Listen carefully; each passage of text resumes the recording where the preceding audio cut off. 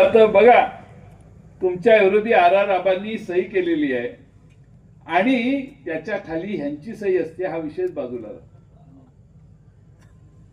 आज 2014 सालापासून आजपर्यंत या सगळ्या भीत्या दाखवत अजितदादा आणि त्यांच्या सर्व सहकाऱ्यांना पूर्ण नेमस्त करून नमवण्याचं काम हे झालं.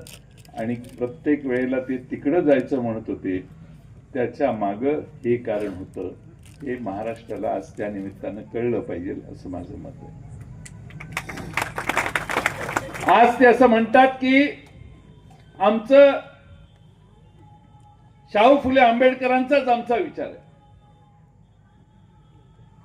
अरे पण ते भारतीय जनता पक्ष स्वीकारत नाही ना तुमचा विचार.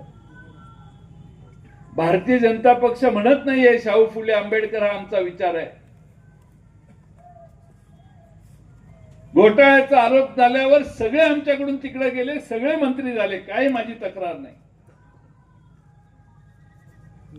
पण नवाब मलिकांच्यावर काय आरोप झाले माहितीये तुम्हाला?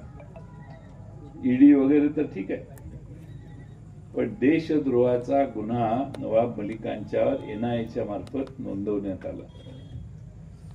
देशद्रोहाचा गुन्हा ज्यावेळी नोंदवला जातो त्यावेळी त्याची माहिती देण्याचं काम भाजपचे सगळे नेते सतत करत होते.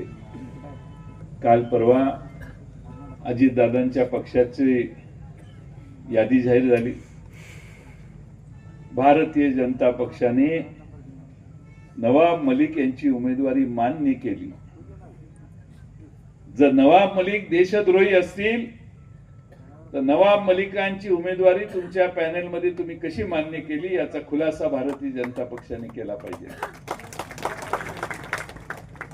बर, एकावर एक फ्री 2 स्कीमच आहे.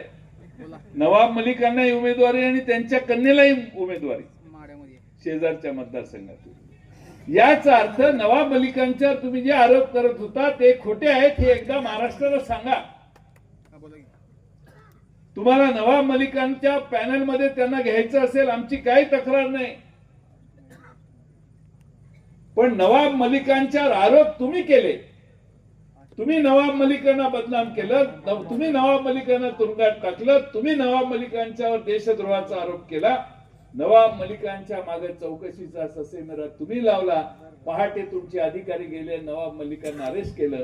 हे सगळं जे झालं ते तुम्ही केलं. आणि आज त्याच नवाब मलिकांना तुमच्या पॅनलमध्ये, उद्या मंत्रिमंडळ तुमचं झालंच चुकून, होणार नाहीये, झालंच चुकून, तर ह्याला घेण्याची कोणी व्यवस्था करते? मी तुम्हाला हे काय सांगतोय तर यांची वागण्याची जी पद्धत आहे ती जनतेला गृहीत धरून, जनतेला मूर्ख समजून यांची पावलं टाकण्याचं काम झालेलं आहे. आणि म्हणून महाराष्ट्रातल्या जनतेची फसवणूक एकनाथ शिंदेचा पक्ष फुटला त्यावेळी झालेली आहे. आणि अजितदादांना त्या तिकडं पलीकडे घेऊन जाताना देखील जनतेची फसवणूक करण्याचा उद्योग ज्यांनी केला त्यांना महाराष्ट्रात प्रायश्चित्त देण्याचं काम आपण सगळ्यांनी केलं पाहिजे. आमच्यातून अनेक जण गेले. शरद पवार साहेबांचा ज्यांच्यावर उपकार होता, शरद पवार साहेबांच्या शिवाय त्यांनी दुसरा विषयच कधी आयुष्यात केला नाही, अशी सगळी चटकन उठली आणि तिकडे गेले. अभिजित, तुमच्या मतदारसंघातली केस तशीच आहे. पवार साहेबांची किती जवळचे संबंध, पण काय अडचण होती? भुजबळ साहेबांचं जे स्टेटमेंट आहे ते जर बघितलं, हे असले सगळ्या गोष्टी मागे सगळ्यांच्या लागल्या, ते सगळे गेले असा त्याचा अर्थ झाला. कुणाच्या चौकशा चालू होत्या. म्हणजे ईडी, सीबीआय ह्या सगळ्या व्यवस्था तुमच्या विरोधी वापरण्याची व्यवस्था भारत देशात सत्तारूढ पक्षातली लोक करतायत. आणि म्हणून लोकसभेत सुरू झालेला आपला लढा विधानसभेत देखील चालू आहे. विसरू नका, ज्या कारणाने माढा लोकसभा मतदारसंघात रणजितसिंह मोहिते आपल्या धैर्यशील मोहिते पाटलांना आपण विजयी केलं, त्याच पद्धतीनं आपल्याला विधानसभेत माढ्याची लढाई अभिजित पाटलांना विजयी करून पूर्ण करायची आहे. हे मित्रांनो विसरू नका.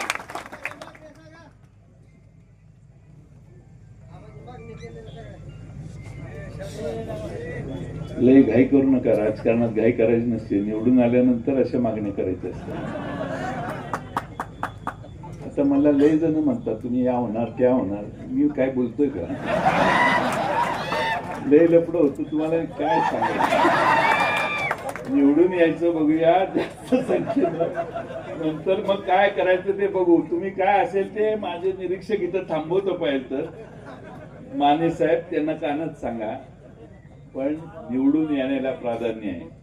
आणि निवडून येण्यासाठी महाराष्ट्रामध्ये महाराष्ट्रात शरद पवार साहेबांना, उद्धव ठाकरे साहेबांना आणि काँग्रेसला जो प्रतिसाद देतोय तो प्रतिसाद बघितला तर आपलंच सरकार येणार आहे. एकदा सरकार आणू आणि मग आपण त्यावर चर्चा करू. आम्ही सत्तेवर येणार आहे. आम्ही सत्तेवर आल्यावर काय करणार, 5 मुद्दे सांगतो आणि मी माझं भाषण पूर्ण करतो. अजून सोलापूरला 2 सभा आहेत. महालक्ष्मी योजना आम्ही जाहीर केलेली. परवा मुंबईमध्ये आपल्या माननीय राहुल गांधीजी, शरद पवार साहेब आणि उद्धव ठाकरे साहेब यांनी मिळून आपल्या सगळ्यांना महालक्ष्मी योजना जाहीर केलेली आहे. आणि महालक्ष्मी योजना मध्ये महाविकास आघाडी सत्तेत आल्यानंतर आमच्या सगळ्या महालक्ष्मीच्या आया बहिणींना 3,000 रुपये दर महिन्याला देण्याचा निर्णय आम्ही घेतला.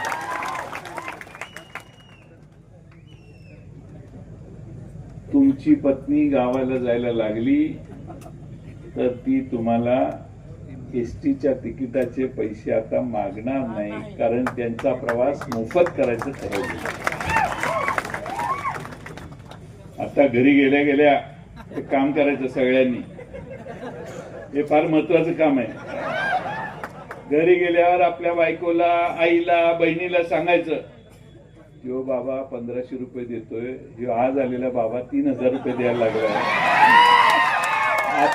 आपलं मत कुणीकडे? सगळ्या महाराष्ट्रातल्या महिला सांगतील की 1,500 जाता जाता योजना जाहीर केली, विचार न करता आम्ही पूर्ण विचार करून 3,000 रुपये द्यायचं ठरवलंय. महाराष्ट्रातल्या सगळ्या आमच्या महालक्ष्मी, घरातल्या लक्ष्मी या आपल्या प्रत्येकाच्या घरी शेजारी पाजारी देण्याचं काम करा. आम्ही उद्धव ठाकरेंच्या नेतृत्वाखाली सरकार आलं त्यावेळी 2 लाख रुपये आम्ही कर्जमाफी दिलेली आणि 50,000 रुपये रेग्युलर कर्ज फेडणार आहे. ते 50,000 रुपये काही ना मिळाले, काही ना मिळाले नाही, कारण आमचं सरकार गेलं, अर्थमंत्री तेच राहिले, पण ही जबाबदारी त्यांनी पूर्ण केली नाही. काही ठिकाणी अजूनही राहिलेले आहेत. पण आता पुन्हा आपलं सरकार उद्याच्या निवडणुकानंतर आलं तर महाविकास आघाडीने असं ठरवलेलं आहे की महाराष्ट्रातल्या शेतकऱ्याला संकटातनं बाहेर काढण्यासाठी 3 लाख रुपयापर्यंतची कर्जमाफी केला जायचं आम्ही निर्णय केला. आणि 50,000 रुपये जो रेग्युलर कर्ज भरेल तो देण्याचा आम्ही निर्णय केलेला आहे. युवकांना बेरोजगार भत्ता 4,000 रुपये मासिक आणि जात निहाय जनगणना करण्याचा निर्णय आम्ही केलेला आहे. लहान मोठ्या सगळ्या जातींची एकदा महाराष्ट्रात जनगणना करू. तेलंगणात चालू आहे, कर्नाटकात चालू आहे, तशीच महाराष्ट्रात आम्ही चालू करू. त्यामुळे ह्या आरक्षणाच्या संबंधातले गैरसमज जे आहेत ते दूर करण्यासाठी 50% आरक्षणाची मर्यादा वाढवण्याची मागणी देखील आपलं सरकार आल्यावर ताकदीनं आपण करू. पण त्याचबरोबर जात न्याय जनगणना करून लहान मायक्रो कम्युनिटीज ज्या आहेत त्या आयडेंटिफाय करू आणि सत्तेमध्ये त्याचबरोबर अर्थकारणात आणि त्याचबरोबर संधीमध्ये त्यांचा तेवढा वाटा देण्याचं काम आपली निवडणूक झाल्यावर आपण जात न्याय जनगणना केल्यानंतर आपण करू. हा विश्वास देखील महाविकास आघाडीच्या वतीने तुम्हा सगळ्यांना आम्ही देतो. मला एक प्रश्न आपल्याला विचारायचा, इथं कोण आहे का की ज्याचे नातेवाईक किंवा स्वतः कोणी आजारी पडला, तो पुण्याला रुबी हॉल हॉस्पिटलमध्ये गेला, बॉम्बे हॉस्पिटलमध्ये मुंबईला गेला, ब्रिज कँडी हॉस्पिटलमध्ये गेला आणि मोदी साहेबांनी एक 5 लाख रुपयाची गॅरंटी दिलेली, आठवतं का तुम्हाला? ती 5 लाखाची गॅरंटी घेऊन एखादा हॉस्पिटलमध्ये गेला आणि असं आहे का कोण इथं मांडवात माईचा लाल की ज्याला मोदी साहेबांच्या 5 लाखाचा फायदा झाला आणि त्याचं सगळं हॉस्पिटलचं बिल रद्द झालं, असा कोण आहे का इथं? आहे का? नसेल तर गप्प बसा, असेल तर हात वर करा.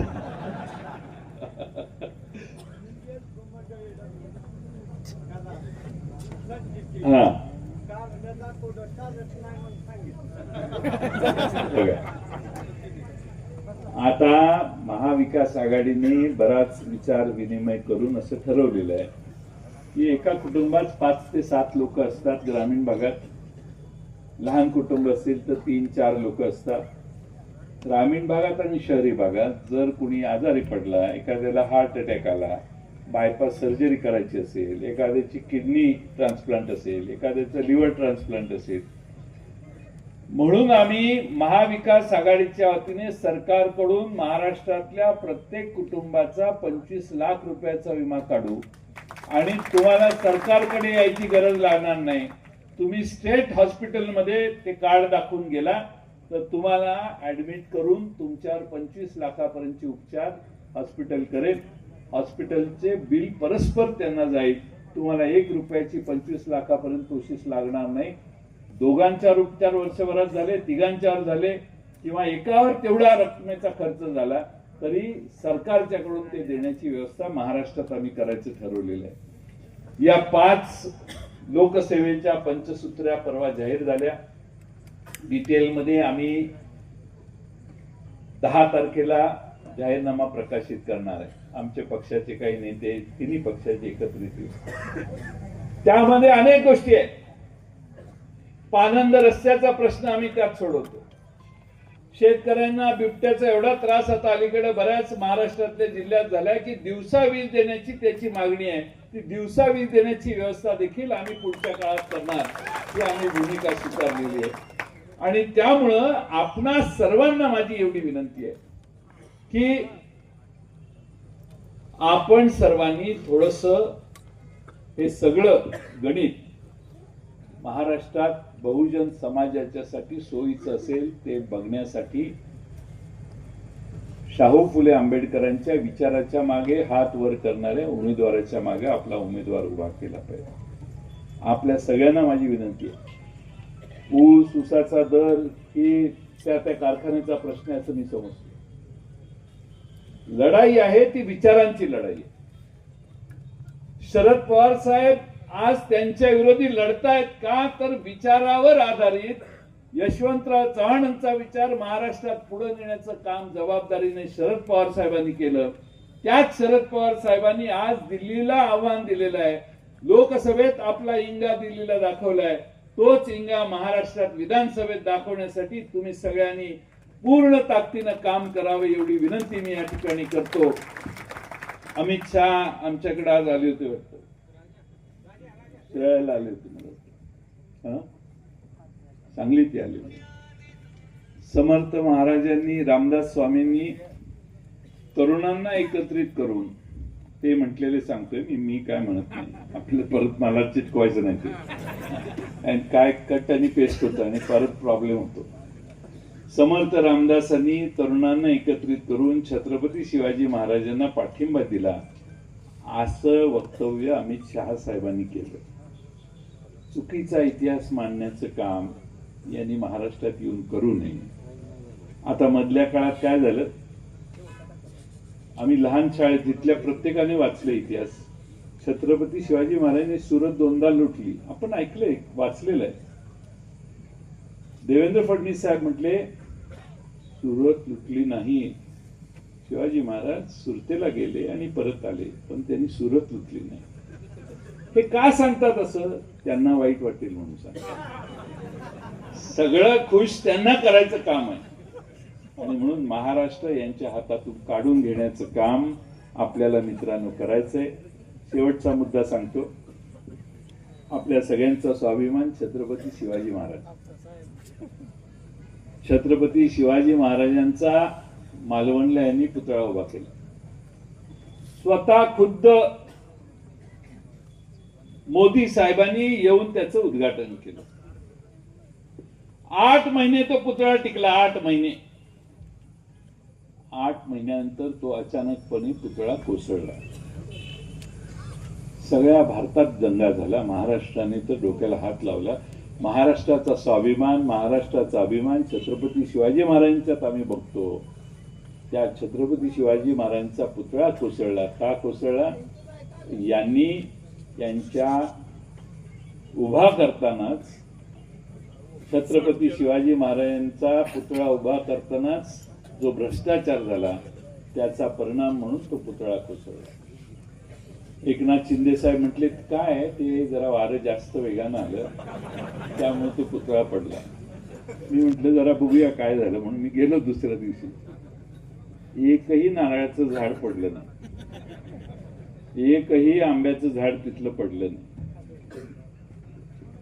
मी चौकशी केली की कसं काय झालं, कुठल्या बाजूने पुतळा वारा होता म्हटले ह्या बाजूने वारा येतात. आणि पुतळा कसा पडला ते म्हटले ज्या बाजूने वारा येत होता त्याच बाजूला पडला पुतळा. एकनाथ शिंदेने सांगितलं जिथून वारा येत होता त्या वाऱ्यामुळे पुतळा पडला. बेजबाबदारपणाने महाराष्ट्र चालवण्याच्यामुळं छत्रपती शिवाजी महाराजांच्या पुतळ्यालाही भ्रष्टाचार करताना या लोकांनी सोडलं नाही. अशा लोकांना प्रायश्चित्त देण्यासाठी तुम्हाला छत्रपती शिवाजी महाराजांची शपथ घालतो की उद्याच्या निवडणुकीत अभिजित पाटील निवडून आल्याशिवाय आपल्याला त्यांना शिक्षा दिल्याचा योग्य असा आनंद मिळणार नाही. आणि म्हणून तुतारी वाजवणाऱ्या माणसाच्या मागं आपण पूर्ण ताकदीनं आपला आशीर्वाद करावा अशी विनंती करतो. या मतदारसंघामध्ये घड्याळ उभा आहे. घड्याळ आहे ना, घड्याळ आमचं चोरीला गेलंय.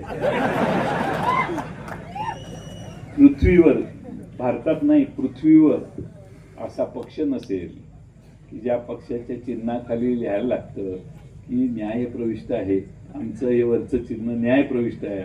असं पृथ्वीवर अमेरिकेत जावा, ऑस्ट्रेलियात जावा, चीनमध्ये जावा, कुठेही जावा, पाकिस्तानात जावा, अशी नौबत कुठल्या पक्षावर आजपर्यंत आली नाही की आमचं हे चिन्ह आहे पण हे न्यायप्रविष्ट आहे असं लिहिण्याचं.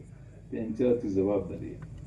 आमचं चोरीला गेलेलं घड्याळ आहे आणि म्हणून आम्ही ती तुतारी वाजवणारा माणूस, तुम्ही बसायचं नाही, उभं राहायचं, वाजू नका. तुतारी वाजवणारा माणूस हे आमचं चिन्ह आहे. दुसरे अपक्ष उभे राहिले.